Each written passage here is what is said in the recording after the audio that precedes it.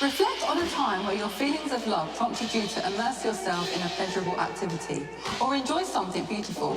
What did you do and how did it make you feel at the time? Well, I suppose my life was a series of elaborate events, each more extravagant than the last, designed not for my own pleasure, but as beacons to attract her. These spectacles were both a shield and a message, a facade that hid my longing and spelled out my intentions in lights and music.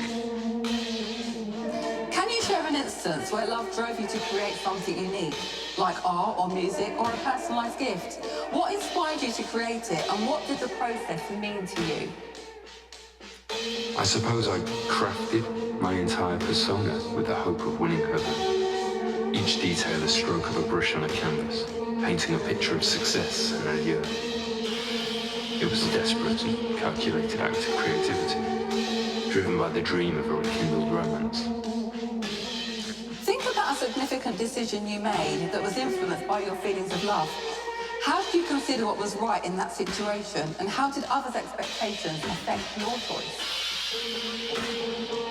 Every decision I made was filtered through the prism of how it could bring me closer to her, whether it was the acquisition of wealth or choices in my social conduct. My ethical compass was skewed, my actions dictated by a singular, all-consuming goal. Describe a situation where your love for someone conflicted with your other responsibilities, family or career, etc.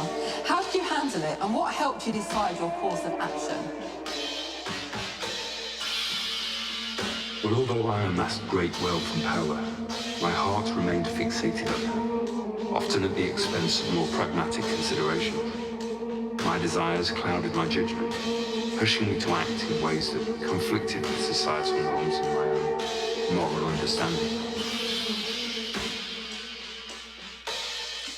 Have you ever felt that your experience of love connected you to something greater than yourself? Perhaps a higher power or a universal sense of being?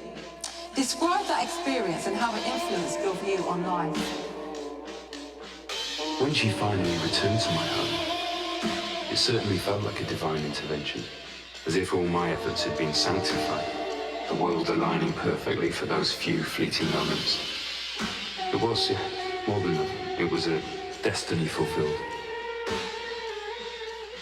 During a particularly challenging period of love sickness, did you find comfort in spiritual or religious practices? What specific practices were involved and how did they help you cope? In the quiet of the night, staring across the bay at the green light, my yearning turned into a sort of prayer, a plea for her return. It was a nightly ritual, a devotion, filling me with a hope that felt almost religious in its fervour.